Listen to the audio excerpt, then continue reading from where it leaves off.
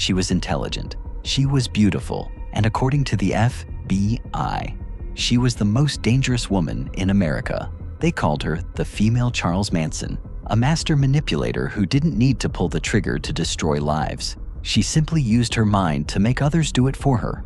In 2008, Sarah Pender did the impossible. She didn't tunnel out of prison. She didn't climb a fence. She simply walked out of a maximum security facility in broad daylight, leaving a trail of broken men in her wake. For 4 months, she vanished. She became the only woman on the US Marshals 15 Most Wanted list, playing a high-stakes game of cat and mouse with the most elite investigators in the world. But as we sit here in early 2026, a new chapter has just been written. A bombshell court hearing has just concluded that has left the American legal system in shock. Was she a cold-blooded killer? Or is she the victim of a 110-year injustice? Today on Dread Docket, we are going inside the mind of the woman who fooled the world. This is the manhunt, the mystery, and the 2026 update on Sarah Pender. Our story begins in a drug-fueled house on Meikel Street in Indianapolis. It was October 2000. Sarah Pender was 21 years old, a former Purdue University student who had fallen into a dark world of drugs and dangerous men. She was living with her boyfriend, Richard Hull, and 2 roommates, Andrew Cataldi and Tricia Nordman. Tensions were high, money was missing, and a plan was forming. On the morning of October 24th, Sarah walked into a local Walmart. She stood at the counter and purchased a 12-gauge shotgun and a box of shells. Hours later, Andrew and Tricia were dead. Their bodies were wrapped in blankets, dragged out of the house, and tossed into a dumpster like trash. When the police found them, the evidence was clear. Richard Hull was the shooter. He admitted it. He pulled the trigger, but the prosecution said it didn't matter. They argued that Richard was just the weapon, and Sarah was the hand that aimed it. The trial was a media circus. The prosecutor, Larry Sells, painted Sarah as a puppet master. He told the jury she used her beauty and intelligence to manipulate Richard into killing their roommates so they could take over the drug business. The most damning piece of evidence?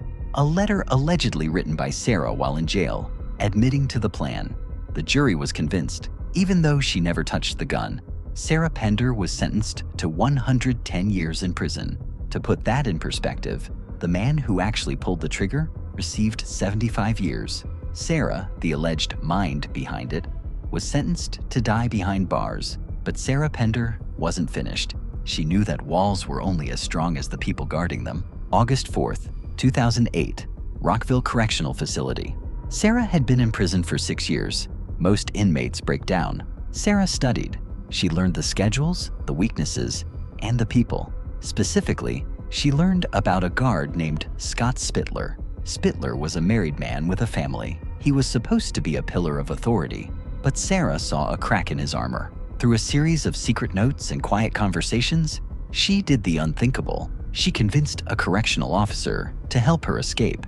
On that hot August afternoon, Sarah changed into civilian clothes provided by Spittler. She climbed into his van, hid under the seat, and simply rode through the gates.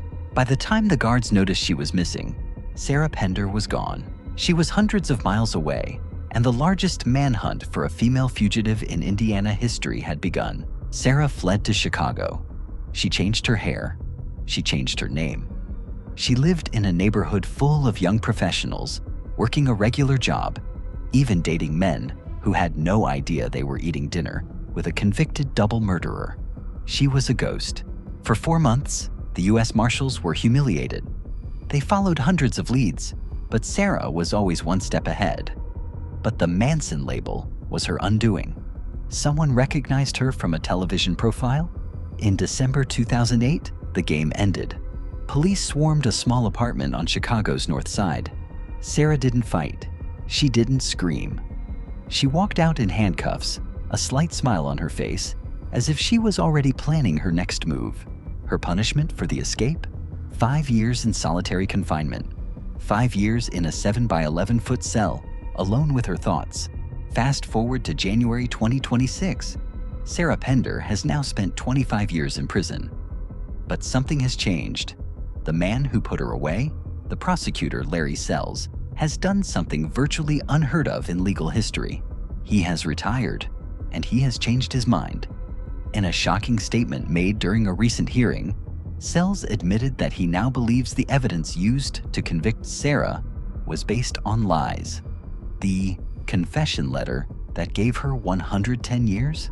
Evidence suggests it was a forgery. Richard Hull, the shooter, has admitted he lied to get a shorter sentence. Sarah stood before an Indiana judge just weeks ago in early 2026. She begged for mercy. She said, "I am asking for a chance to be free and not die in prison." But in a crushing blow that has divided the true crime world, the judge denied her second chance. Despite the prosecutor's doubts, despite 25 years of perfect behavior, Sarah Pender was sent back to her cell to finish her 110-year sentence. The mystery of Sarah Pender remains. Is she the female Charles Manson who manipulated her way to freedom? Or is she a woman trapped in a 110-year nightmare for a crime she didn't plan? The case of Sarah Pender forces us to ask a terrifying question. Is intelligence a weapon? In the eyes of the law, Sarah's mind was considered more dangerous than the gun that killed 2 people. As of today, Sarah remains at the Indiana Women's Prison. She will likely never see the outside world again. What do you think? Does she deserve to die in prison? Or has she paid her debt to society? Let me know in the comments. I want to hear your side on this one. If you found this investigation powerful, hit the like button. It helps us continue to bring these documented stories to light. Subscribe to Dread Docket for more deep dives into the dark side of American history. I'm your host, and this was the manhunt of Sarah Pender. Stay vigilant.